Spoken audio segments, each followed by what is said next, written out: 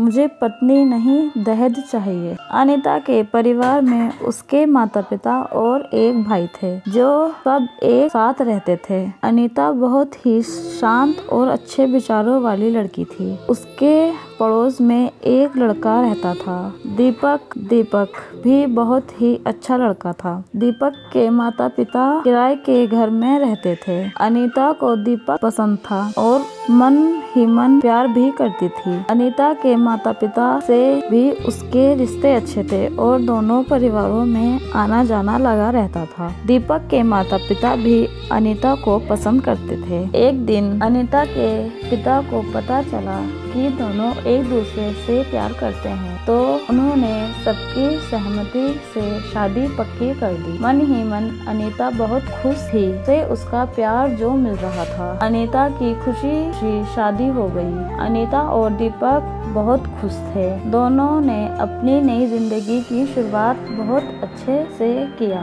फिर दीपक को दूसरे शहर में नौकरी हो गई और सारे परिवार के साथ दीपक दिल्ली रहने चला गया। सब कुछ ठीक चल रहा था। ये क्या अनीता जिस दीपक से प्यार करती थी, अब वो दीपक एकदम बदल चुका था।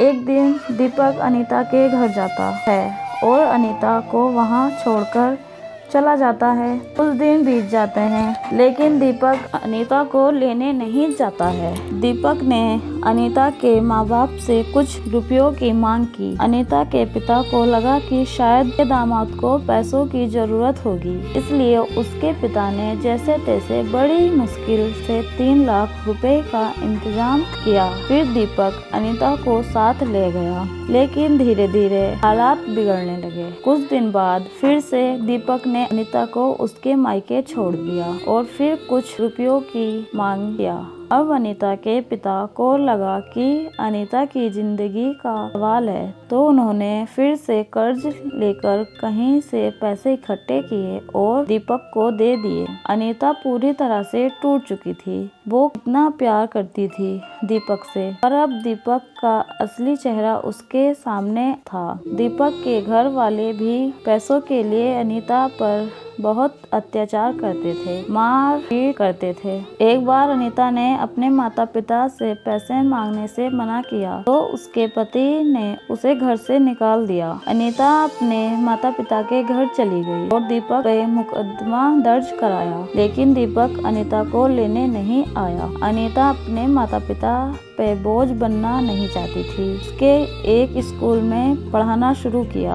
अब वो अपनी जिंदगी जी रही थी, लेकिन हर लड़की चाहती है कि वो अपने पति के साथ खुशी खुशी रहे। अनीता हर बार दीपक को फोन करती और गिड़गिड़ाती। उसने दीपक को माफ भी करने का फैसला ले लिया था, लेकिन दीपक नहीं मानता था। अनीता दीपक से अब भी प्यार करती थी। एक दिन अनीता शाम को घर आ रही थी, तभी उसने दीपक को फोन किया और बोली, मैं तुमसे बहुत प्यार करती हूँ, मुझे अपने साथ ले चलो, हम अपनी जिंदगी का नए तरीके से शुरुआत करेंगे। लेकिन दीपक ने नहीं माना और बुरा भला बोलने लगा। उस दिन अनीता को बहुत ठेस लगा। उसने कहा मैं मर जाऊंगी, लेकिन फिर भी दीपक नहीं माना और अनीता अंदर से इतनी टूट गई थी कि अब उसके पास हिम्मत नहीं बची थी। वो जीना नहीं चाहती थी। उसे लगा वो अपने माता पिता पे बोझ बन कर नहीं जिएगी। इस जिंदगी से तो मर जाना बेहतर है। और अनीता ने खुदकुशी कर ली। इसमें अनीता की क्या गलती थी?